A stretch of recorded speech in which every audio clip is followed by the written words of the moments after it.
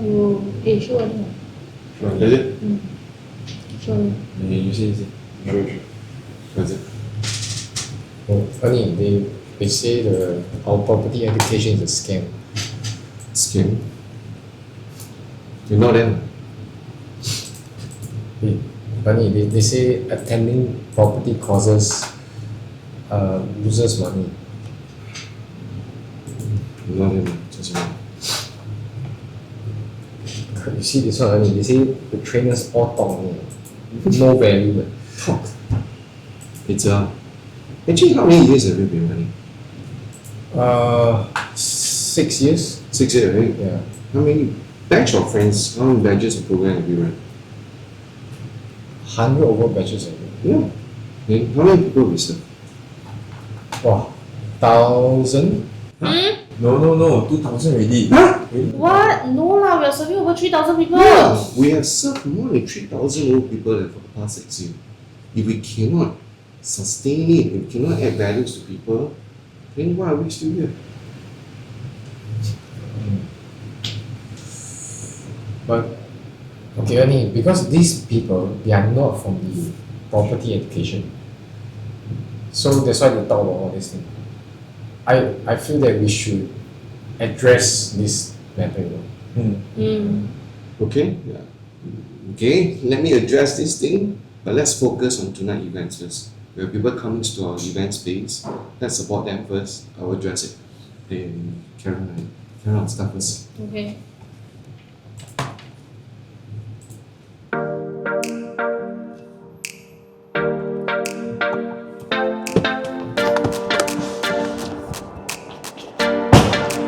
Is it possible to lose money after attending property course?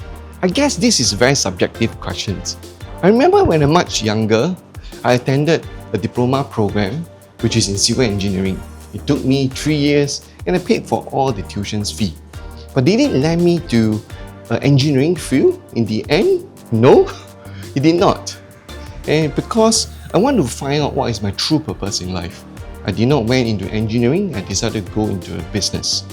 So from there, I decided to take up a degree program and I have so much learning in the journey, especially in marketing strategy, in business developments and many things that does impact into my current life.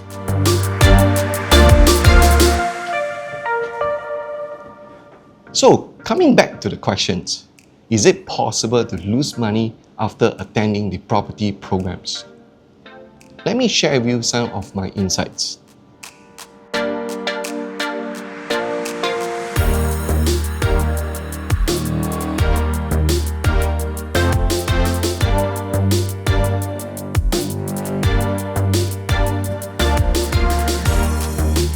First, I want to mention, after serving more than 3,000 of the community members, I noticed two major things that's really happened. One group of the people who came in here super excited, they want to learn all the strategy, and they, after learning the whole thing and step out of the training space, I noticed one thing. Their schedule are back to the super packed schedule. They couldn't make times to apply the strategy that they have learned, and their life pretty much remains the same. But another small group of people who came in here with the intention and also with the big why, they know what they really want to achieve after attending the programs, they tend to perform much better. And I want to highlight to you what do you mean by the big why. So speaking to these people, there are three major things that hit into their individual life. Example, people who got into retrenchment. Second, people that's going to hit into their retirement life. Or third, loss of someone that they love. And they have a sudden wake up and they really want to achieve things in life. They have the big whys and they want to go all in. So it's really about shifting of the mindset, whether the person wants to achieve it or not to achieve it. But everybody will have the technical know-how. And I always want to say this thing to all the people who come in here. After the end of the programs, everybody will have the technical know-how. But looking into, let's say, the whole industry itself, whether you are, example, like in the real estate world, or whether is it in financial advisory world, all these things works the same. Example, if you want to be a real estate agent, I guess that they also need to fork up some monies to learn programs and to get the license RES. But does it mean that everybody who get the license and they pay for the programs fee, do they make all money? Does everybody really make good profit out of it? I doubt so. It's really about this thing called the 80-20 rules. I would say that the 20% of the top agent will probably produce 80% of the market shares. Same thing with financial advisory world, same thing with education's journey. The top 20% of the students with the big why will come in here understanding what they want to do, they will get the results that they want. But the fishing rods will definitely be passed to them. But they must have the clarity, the commitments, and the actions and the reasons to do it in order to get the results that they want. And I will say to the group of people who come in and they receive this information session, it's not that they didn't really do well, but I will say that maybe the time is just not right. Hey Win, help me to settle the table and chair later. Thank you. The second things that I want to share is really about what are the group of people that they are really mixing around with. You know, I met up with people who comes to the community space, especially for people who come as a single or as a couple. So for example, as a couple, a lot of them don't really come together into the learning event space. It's either the wife or the husband who step in and to learn things. You know, the one of them who attended the programs, 2 full days of learning, they have so much things that they learned, they are very excited about it, and they decided to go back and share with the other half. And that's the challenge that I see. Because when they go back and share, you notice that the other half will start to have questions. Things like, are you sure if you get this property, you make money? Who can guarantee this thing? So there's a lot of doubtful questions that start pouring down to the person who attended the programs. And then this is something that I noticed. It's just like one person wants to move in front, the other person decided to move backwards, and just like rubber band, one person pull back. And eventually the confidence levels drop. So understanding the environments of how this thing works, I notice whether single or couple, it is the importance is really about who do they really mix around with. And eventually people who attends the program, and if they hang out with people, let's say the colleagues or people who didn't come to the learning space, there's a very high chance that their friends and colleagues will tell them that all these things cannot be done because they themselves don't believe in it. But it's easy to say. That's why when the learning journey and the property programs that's created was also to form a very strong like-minded community that eventually comes and support each other. There will be times that the up and downs, but people come in to get charged.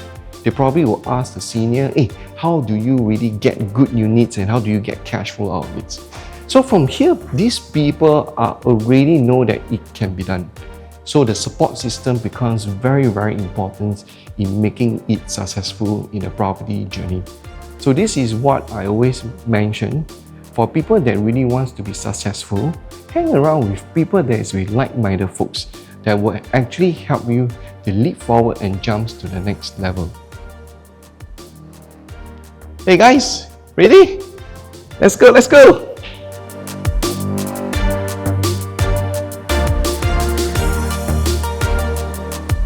And the third things that I want to share is actually this word called FOMO, fear of missing out.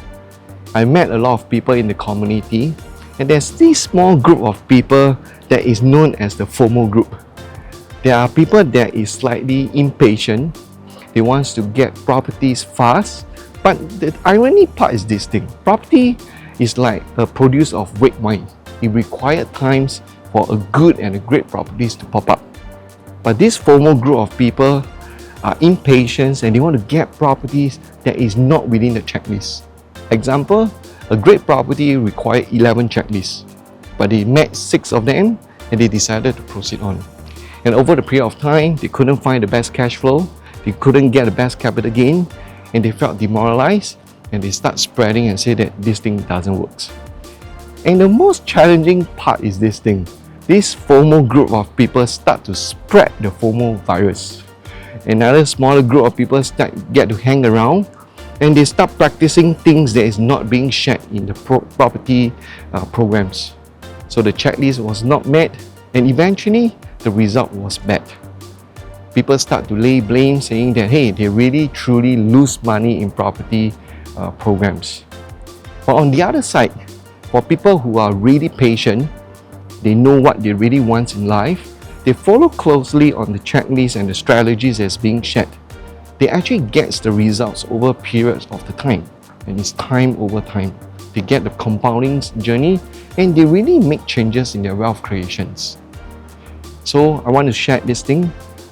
Use the right strategy, and the wealth will be created nicely.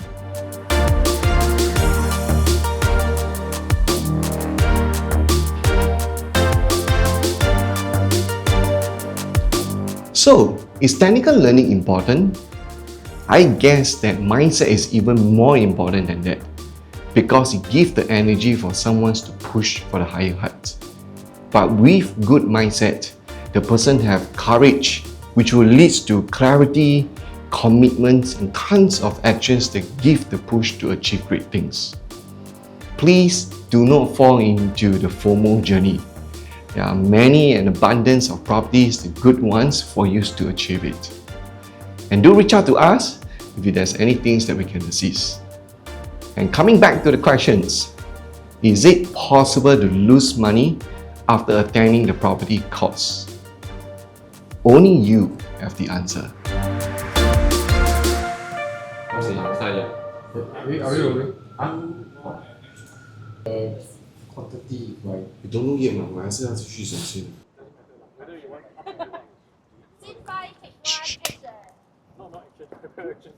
I leave it to you. 哎呀，不对嘞，不是 leave it to you.